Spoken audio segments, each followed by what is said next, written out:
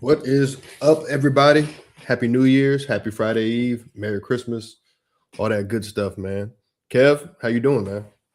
Hey man, I can't complain, yo. Up here in this secluded area, my mom's house.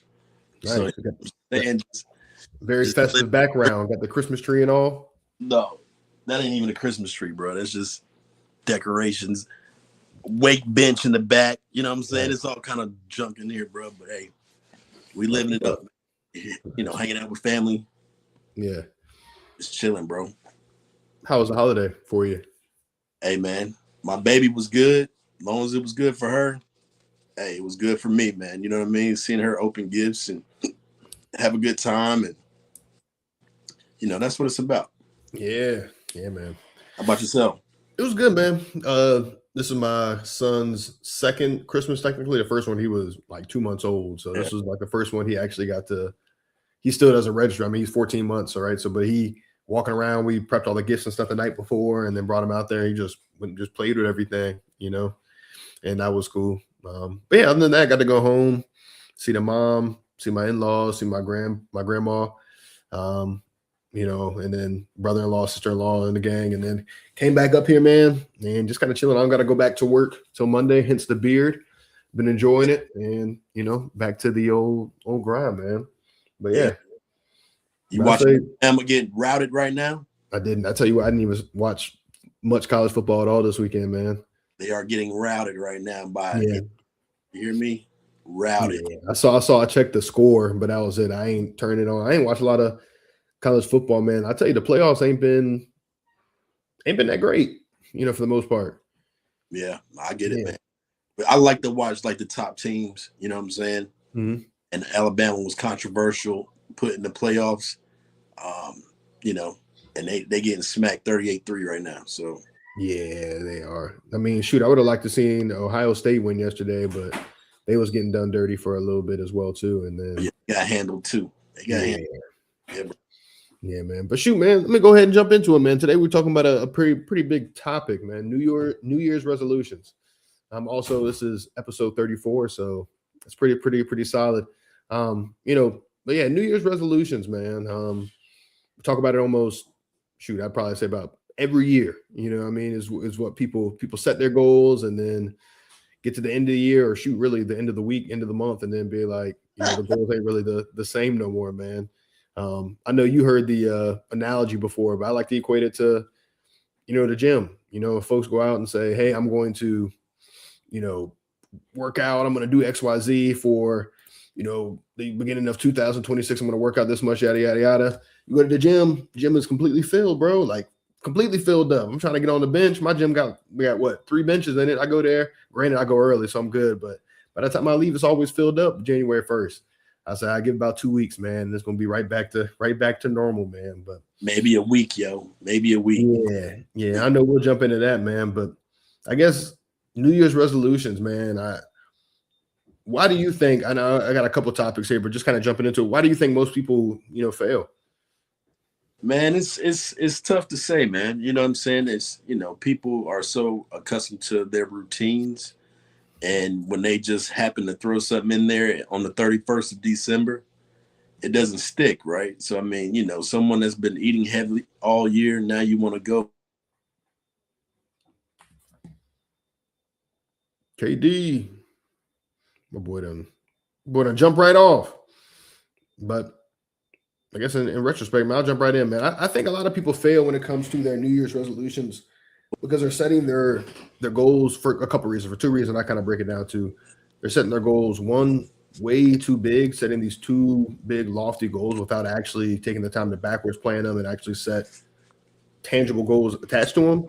And then number two, I would say the second reason I think people, fail is that they just go way too hard in the beginning, which I think hurts a lot of people. And when I say that, I kind of break both of those down a little bit. KD, you here, bro? Fuck. I'm on mute. But yeah, I'll break those down, man. So when I say people set too many like lofty goals, I think that what it really comes down to is say I want to, my goal for and I'm just going to equate it to working out, but let's say my goal is to lose a certain amount of weight by the end of the year. That's a good goal to have. That's a great goal to have. It's a phenomenal goal to have. And I'm happy for folks who have those types of goals. But with that, you have to, I think you have to set like tangible things, just like there's, what, 4 quarters in a year, yeah, 4 quarters in the year, you got to break those down and be like, okay, by the end of Q1 or by the end of the first month or whatever that it is, If this I can use this is from. to use and why. Okay, And thank you. with I that, can ask you this is this. why I want to lose so much weight, right? And like, how do I actually break it down? Am I going to be tracking my calories? Am I going to be tracking X, Y, Z? What have you? You actually got to break it down. A lot of people just set the goals and they don't necessarily actually track anything else. And I'd say too, for really the second part about is just going too hard, man. Like, I say just like that, same thing. It's like, hey, I'm going to lose all this weight, as opposed to actually having a plan. They just go to the gym every day and they burn themselves out. So by the end of the week, they're done. They're tired, they're sore, they never really worked out like this before, and they went way too hard, which is good to have that excitement, but you kind of have to control it. You have to control that excitement. You got to control that urge and break it down and say, okay, these are my steps. Here are my steps to get to where I want to be, and kind of break it down from there. But yeah, man. I mean, it's like a shock treatment almost. You know what I mean? Like, you going from not working out, not being active, and then you say, hey, I'm just gonna do this and go OCD with it. Man, just like you said, you get burned out quick, you start hurting, and you just stop going, man. You know what I'm saying? I mean, for me, it's like I want to go to the gym to the point where when I don't go, it feels weird. You know what I mean? Mm-hmm. That's kind of how it goes for me. Like, you go to gym 4 or 5 times a week, and then you stop going. It's like something's wrong. You know what I'm saying? It's like, yo, I gotta pick it up. But it's tough when people just make these New Year's resolutions, bro. I mean, it's hard, but ain't nothing good ever came easy. But people just get burned out, and they're not used to going. And it just ends up being just something they say instead of something they do. Yeah, man. I think another piece with it, man, is like it's to a degree, I think it's good to have like a community. Now, I'm not saying go out there and tell everybody your goals and all that kind of stuff. Folks got mixed reviews on it. I say, hey, you do whatever works best for you.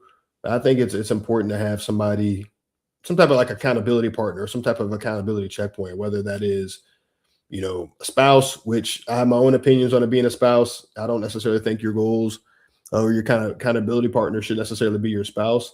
But what I'll just say is I think it's important to have some type of community or some type of tribe that you can lean on. Like, perfect example, every year, and I can say every year now because I've done it 2 years in a row now. It's my third year. To start the year, I do the challenge 75 hard. I think you may have heard of it. I've talked to you about it before. But with that, I got a group of people that I'm doing it with, right? And we're not like on a group chat or whatever, but I got friends I'm checking in and texting like, right before this podcast and all throughout the day, folks text and say, how's the day going? What are you doing? Blah, blah, this. And that's kind of thing that kind of holds you accountable because you can set a goal for yourself, right? And you're tied to that, but when you have somebody else that's ultimately like kind of dependent on you, that is like looking at you and saying, hey, I'm doing it as well, I'm going through it with you, it makes it, you're less likely to kind of fail. Well, you're less likely to fail because then you're not only letting yourself down, you're letting somebody else down. Nobody wants to let other people down. For sure. Yeah, I think that's important. So I think it's important to share your goals with folks, right? Don't just share it with folks who are going to bring you down, but share it with folks who have that same drive, the same motivation, or maybe the same folks that are in that same area, as yourself. Yeah, man. I mean, having that community is huge, man.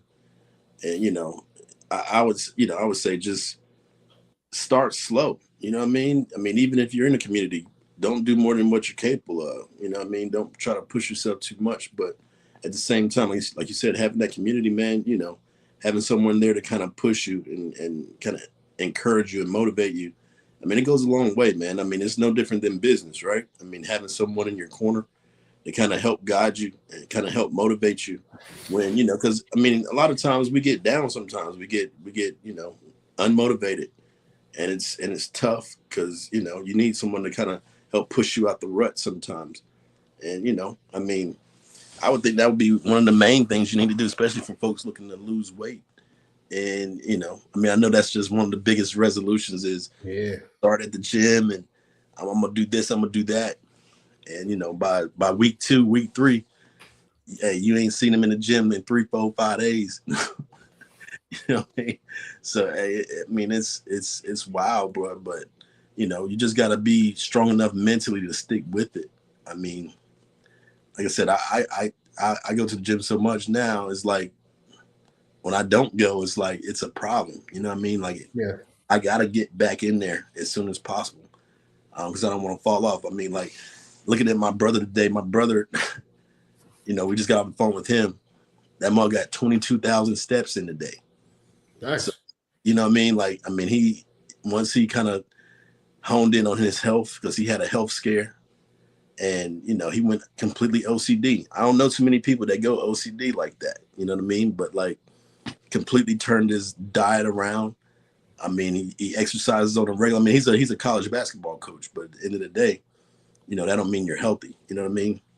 Yeah. But, you know, he averages about 20,000 steps a day, bro. So, I mean, just staying motivated, staying on top of it, and you know, having a goal in mind. You know what I mean?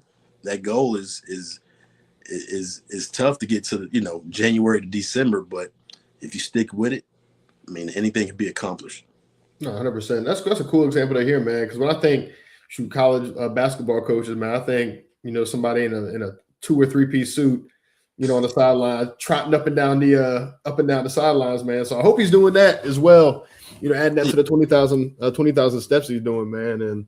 And next time you see him, ask him how come they always wear 3-piece suits. Why can't they just wear a polo and some slacks? Oh no, the game has changed nowadays, bro. They're not in there all suited and booted in. He's at Morehouse, so like he's the head coach, right? So like, I mean, they rarely wear suits now, man. They mostly, polos. They might have some, some school sweats on or something like that. I mean, on the sidelines, professional, but it's really more laid back now. Even he was at NC State last year, and I don't think I ever seen the head coach wear a suit. You know what I mean? It was always something that was team affiliated. Of course they may have on some slacks or some khakis or something like that, but something with the logo on it. And now back in the day, I would say maybe 10 years ago, yes. You know what I'm saying? I mean, this dude had every Steve Harvey suit you can imagine. You know what I'm saying? And he's a nuke now. So like at the end of the day, man, like his closet was filled with suits because you wanted to stay fresh and you wanted to, but now, man, you want to be comfortable. You know what I mean? And it ain't about wearing a bunch of suits nowadays, bro. Hey, that's good, man. I'm glad he cool because I know they be getting hot in there, man. I remember back in the high school days, you see them folks sweating like it's church, man. Bro, I'm like, bro, you wore a 3-piece suit and it's 80 degrees outside, man. What you doing? Yeah. Nah, that's solid, man. Yeah. And I guess really jumping into the next topic, man, I think it's important to talk about the difference between goals and dreams. Just because when we are setting these goals, sometimes it's kind of like we're combining our goals with our dreams, which is okay. But like if you're setting this big lofty goal, again, that is not necessarily attainable. That just seems like I'm going to be financially free in 2026. It's like, great. That's a great goal to have. Some would argue that's a dream as well. But it's like, brother, like, how are you going to achieve that? You know what I mean? Right. And what Jim Rohn says, discipline is the bridge between goals and accomplishment. So when you think about a goal is what you are willing to work for, while a dream is just something that you want. Dreams are emotional. Your goals that you have, they're measurable. You can hold yourself accountable to those, and they are driven by, like deadlines. You know what I mean? Yeah, man. Yeah, man. Dreams are, dreams could be, flying in outer space with a no spacesuit. But at the end of the day, you got to have the short-term goals and your long-term goals kind of nailed in. You know what I mean?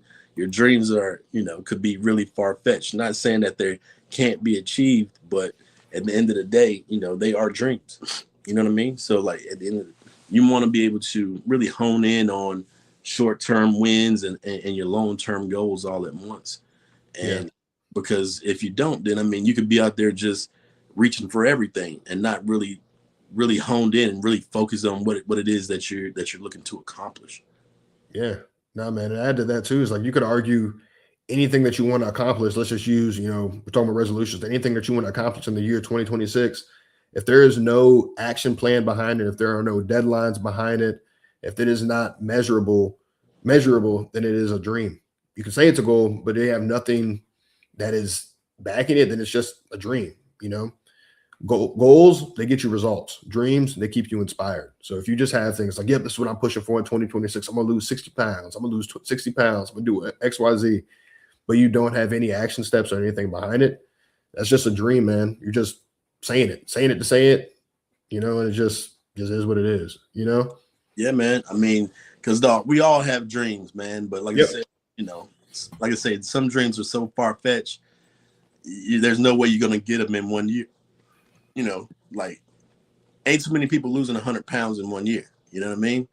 It takes time for that. But if you put your focus in and you have short-term goals and long-term goals, there's no reason why you can't get there, right? But like you got to be realistic with yourself, realistic with, your capabilities and what you're looking to achieve, man. Because if not, then you're going to be out there all willy-nilly and, not get anything accomplished. That's the worst part. When you grab it and you're grabbing at straws and you don't really understand what the goal is in mind. And if you're looking to lose 20 pounds, hey, let's start out with 3-4 pounds the first month. You know what I mean? Maybe 10 pounds in the first 3 months. But let's be realistic about it. Let's not say I'm gonna lose 60 pounds in the first month. You know what I mean? Because more than likely that's unrealistic. And we set ourselves up for failure like that. And you got to be smarter if you're really looking to, hold on to these New Year's resolutions, man, because, some of them are far-fetched indeed.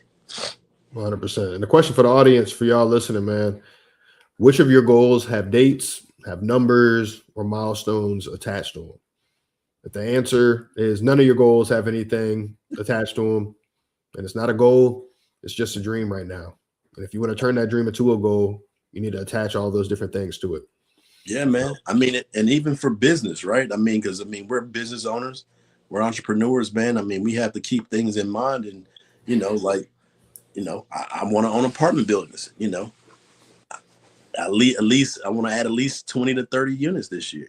There's no reason why we can't get there. You know what I mean? So like, it'll be different if we were looking at single family homes, but if we're looking at apartments, I can buy a 30 unit in one swipe. So I have to be on top of that and smart enough to know, say, hey, how can I get there? Who are the people I need? And, where am I starting? So, it's just, your resolution has to be calculated. You know what I mean? I always look at investing as, you can't be just saying, hey, I'm going to invest this and I'm going to invest that. You have to be calculated with it. And if you're not calculated, then you may lose all your money. You may, lose your shirt. You just got to be, smart about it. Yeah. Nah. And I think on that note, what you were kind of hitting on in the beginning, talking about one of your goals is 20 to 30 units for the year.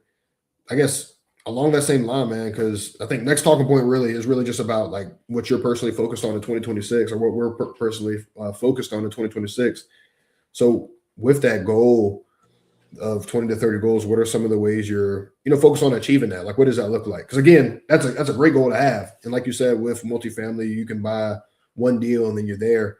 So with that, like, what are some things that you've attached to that goal to make it real and attainable?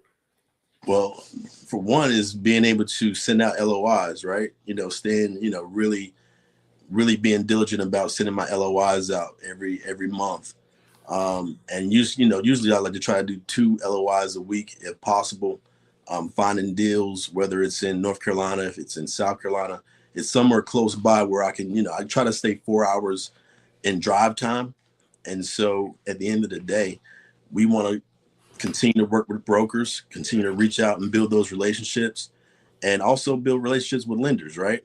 So, when we do have a deal, we have someone that can give us the financing and being able to build relationships with investors, right? So, our investors is a major part to our goals because, we're a big believer in other people's money. And, using other people's money is big when you're dealing with multifamily, right? So dealing with the brokers, dealing with, sending out the LOIs every month and staying in touch with our investors and maintaining those relationships, those are the key aspects that's going to help us get to that 30 units this year, right? Yeah. Of course, we're working on 188 units, but that's a syndication deal. The more smaller deals are 10, 20 units that I can do on my own, right? And so the syndications are the big 100 unit plus deals that we can always look for when we're looking at a syndication GP LP deal. But like I'm looking at a 10 unit right now, right? And it's a lot obtainable for me, just for me. Not I don't have to have 100 people to help me get that deal done. I might have 2 people to help me get that deal done, right? But it's still going to go into the portfolio, and it's going to help us generate cash flow and increase our net worth over the year. So that's our ultimate goal, is to continue cranking it out. Because one thing about me, I can get stagnant sometimes, and I can get lazy. It's just because multifamily takes longer. It's not like a residential deal. You can get it done in 2, 3, 4 weeks, right? I mean, a multi-unit deal it may take 60 days. It may take 90 days, right? So you got to stay diligent at looking, maintaining your relationships, and reaching out to brokers on a weekly basis. And so like that's the goal for us right now. It's just to continue to look, continue to nourish those relationships, and just build a broader base of brokers to deal with. Because once you gain that relationship with that broker, they're going to start sending you pocket listings, right? Listings that are not even hit the market yet. And see, those are the golden nuggets that you want when you're looking at multifamily. No different than residential, right? But we want those pocket listings before they hit the market. So if we can prove to them that we can close and that we can actually do what we say we're going to do, they're going to more than likely throw us more deals. So just being diligent. 30 units is not a big gain for the year, but for us, I mean, it's a big gain. You know what I mean? Because going from residential to multifamily, 30 units in 1 year is a big jump, right? I mean, granted, we closed the 188 unit deal with Excite Capital. I mean, that's a win. But at the end of the day, that's those deals. You may have 1 or 2 of those a year, maybe 3. And so I have to stay diligent at the smaller 5 units and up for me personally. You know what I mean? So, and I'm looking at my own personal portfolio. Yeah. And that's kind of how we roll. Nice. That's solid. Okay. I guess another question with that, man, is how are you approaching, this year differently from, I guess, from last year, we'll say? Just being smarter about, the people we deal with, the brokers we deal with. Just staying consistent, man. You know what I mean? Because like I said, you can put out 100 LOIs and not get a deal done, right? And that can be, really emotionally just it can really drain you. You know what I mean? But at the end of the day, you just got to stay consistent, keep the goal in mind, and just keep pushing yourself. No different than someone that's wholesaling houses, right? Because wholesaling is so saturated. Everyone is calling on the same deals. Everyone is doing the same things. And it's just, it gets tough at times because, you might not get a deal. You might talk to, 100 sellers and not get a deal done. That can drain you. And you like, nothing's working. And it's like, that next deal could be the deal that's going to turn your whole life around. You know what I mean? So just being consistent, like I say, nourishing those relationships and just keep moving, man, because it's tough when you're dealing with multifamily and you're coming from residential, because you're so used to residential moving so quickly and turning over fast, right? As I remember when we were flipping houses, I can go out here and offer on a house tomorrow and get it under contract tomorrow. You know what I mean? And with multifamily and commercial, it doesn't work like that. It takes time to get it under contract, to come up with the PSA, and to get it closed. So it just being diligent, I would say, just keeping it moving and stay focused and consistent in what you're doing. I think that's what we're doing more than what we did last year, because last year was a tough year. You know what I mean? Like I said, going from residential to commercial, it took a lot out of us. And, we didn't have the greatest year in 2025, but I'm thankful because we learned a lot, you know what I mean? And we made a lot of connections. So just continuing to grow the relationships, meeting brokers, going to RIA meetings, meeting new people. That's really the name of the game when it comes to commercial. Solid. Yeah. No, that's cool, man. I like that. Have you ever taken time to like put some of that stuff to pen to paper, or is just kind of you already know what you kind of want to do? Or have you kind of sat down and because I know like for me, I have to sit down and go through different exercises and actually map out, plan out what I'm going to be focused on in the year. Is that something you do as well too? Or are you more so like, hey, this is what I'm thinking and this is what I'm going to go do? No, I like to write it down, man. You Okay, would believe how many notebooks I have with just, stuff with deals that I've ran through, goals for the year. I even have an AI workbook right now because we're working with AI and learning how AI works in our business. So it's just I have a ton of notebooks that I love writing my stuff out, handwritten. Even when I'm evaluating and underwriting my deals, a lot of people have their own spreadsheets on online or on the computer, but I like to do it by hand, man. You know what I'm saying? Because if I can do it by hand, it really is something about writing it out that does something to me, man. And just got to keep focused, stay focused and consistent. That's the main drivers. Solid, man. Nice. Okay. Well, shoot, I didn't mean to interrogate you, man. I just want to kind of hear about some of your goals, man, and I'll kind of flip back. What about yourself, man? Yeah. I know 30 units ain't much, but what's your 2026 goal? Bro, 30 units. That's 30 more units than most people have. I don't know what I was about to say. I don't know what I was thinking about to say, but yeah, that's 30 more units than most people have, bro. Someone buying 30 units at one time, that's a big deal. So that's no small task. You buying a house in the year 2026 is a big deal, man. For folks who are just getting started and things like that. So like there's no goal, I don't think, too small. If it's something that somebody's passionate about, they want to achieve it, then it's a good goal to have, so long as it's backed by action steps, man. So yeah, now on me, man, 2025, brother, I think I set a lot of goals. And I started off strong. I was like them workout folks, man. I went strong for like 2-3 months. I was in between like a few different partnerships, and I just never really got the ball rolling. I felt like I got the ball rolling, good things were happening, and then things just not working out with, with the folks I was working with at the time. And there's nothing wrong with them or anything like that. Just not aligned, not focused on the same things that we initially thought that we were focused on. At the end of the day, I didn't achieve the goals that I had set, and that's a more like a me thing, more so than anybody else. And then for those listening, man, like regardless of what's going on in your life, like it's very, very important that you just blame. Like I just blame myself because I control what you can control and like blame yourself. When bad things happen, don't blame anybody else because you can't control somebody else, and you don't want to be dependent on somebody else and their action steps or their inability to take action, things like that. What you can control is your action and what you choose to do and what you choose to not do. So I just blame myself, and I'm like, you know what? Here's the areas that I could have improved on, and this is the lessons that I took out of them. So year 2025, brother, I took so many lessons because it felt like it wasn't a setback. Like I had some real great moments, but there were some times where I was like, damn, bro, this sucks. But with that, I love it because it's like, again, failure is a time for growth, man. But jumping into it, my goal for 2026 is to have 200K in assignments from wholesaling. And I learned a lot of things that I did wrong this past year in wholesaling. There's been a lot of different changes, I think, in the industry from years past. And it kind of hit me because I failed to pivot to certain areas. I kind of stuck to my guns and be like, if I just continue to do this, then I'll be good. And what I was doing was right, but I wasn't doing enough.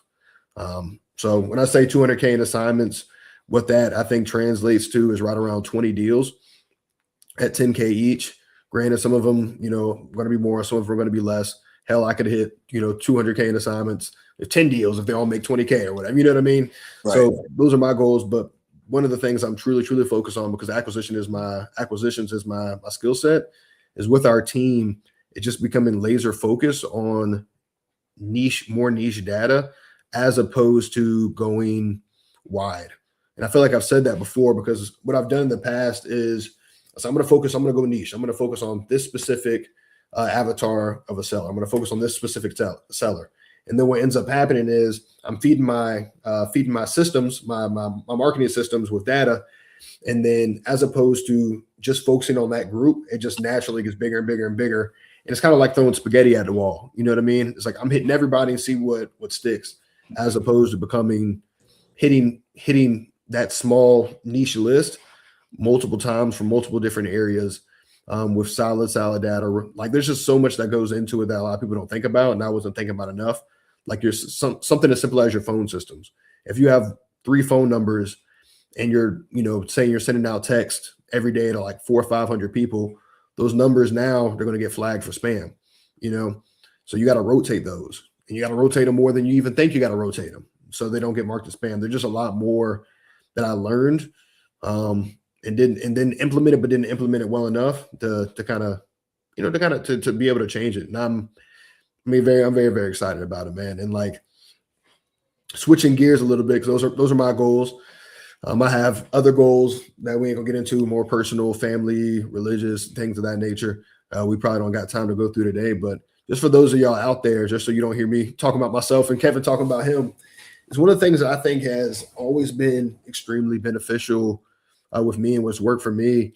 I learned from somebody else is with goal setting, it's important that you do some type of exercise with it, right? Whether it's you just going on a whiteboard and saying, hey, this is what I want to do and how I'm going to do it and backwards plan it, or I have some exercises. So if anybody, wants any exercise that I'm about to go over, please just reach out and I'll like literally send them over to you. As long as it's something that's helpful to you. But the first one is called the January letter. Kev, you ever heard of a January letter before? No. Bro, it is so dope. So you literally, I've been doing it for, I guess, the last 3-4 years. You write a letter to your future self for a year out. So December 31st, let's just give an example. So December 31st, I'm writing a letter to Richard a year from now, talking about all the things that I wanted to accomplish and all the things, like I kind of went back and forth in my letter, talking about all the things I wanted to accomplish this year and all the things I actually did accomplish, as if it was kind of like I was talking to my future self. My future self was also talking to my past self. But it was just a great exercise, man, because you can see it. And there's one thing to just see it, but once you're putting it on paper, it becomes real. Then you print that out, put it into a letter, and hang it up on your wall or hang it up somewhere on your desk, and then come back to it the next year and read it.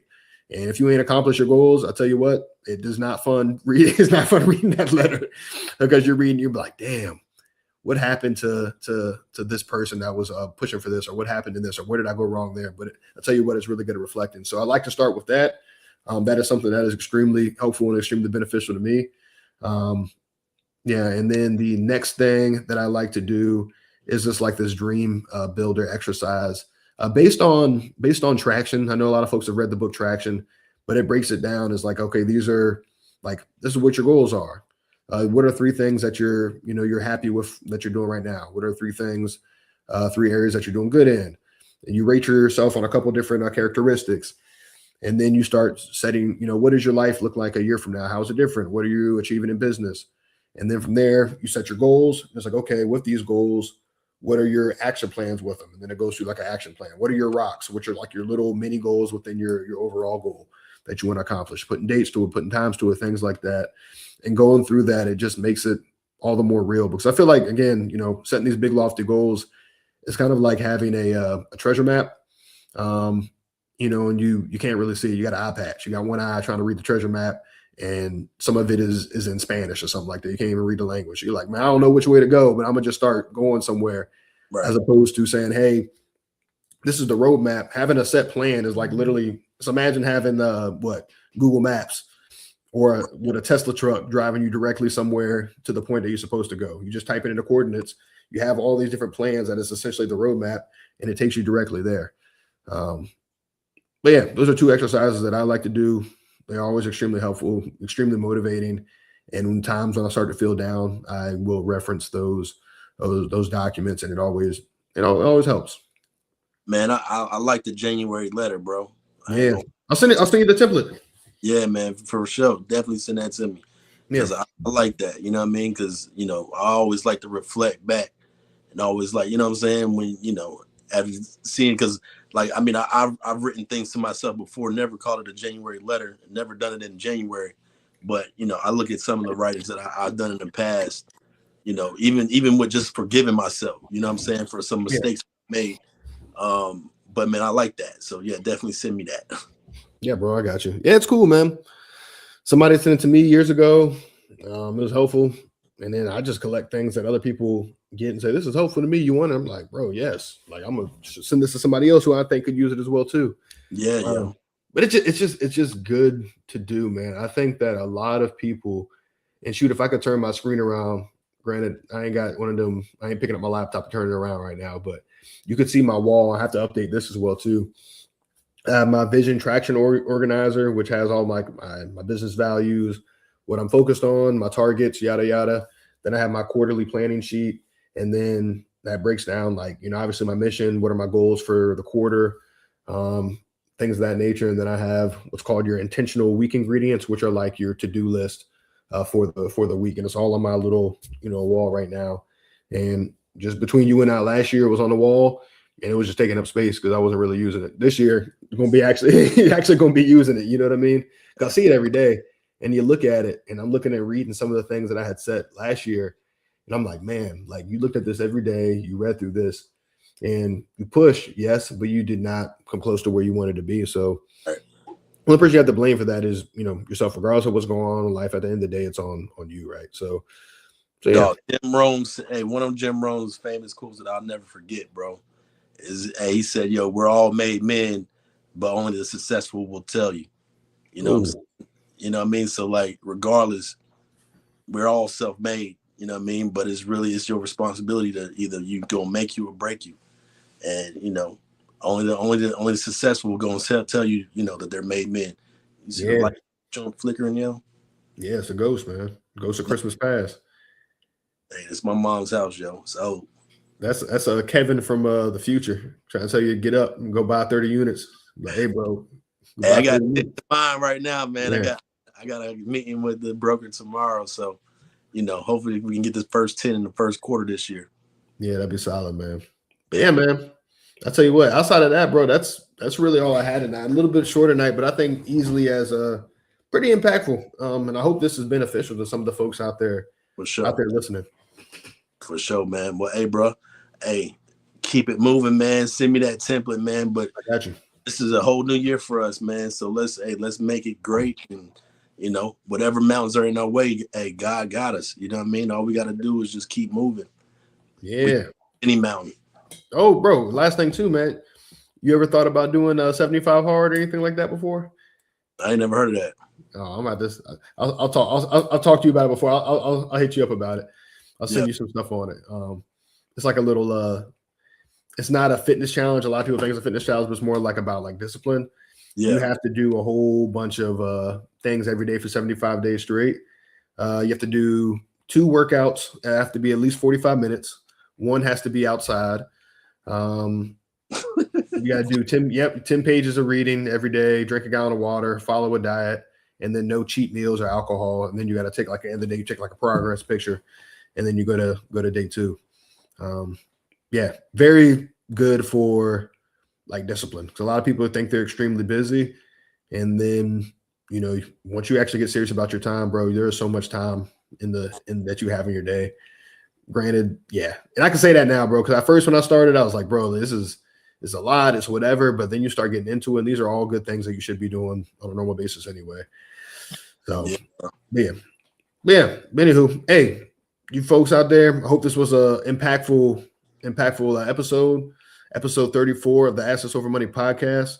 Hey, we will see you guys in 2 weeks. If you guys have any questions or want any of the documents that I discussed today, just hit me up and I'll send them right over to you. Other than that, you guys have a great New Year's, Happy New Year, and I hope you guys enjoy your weekend.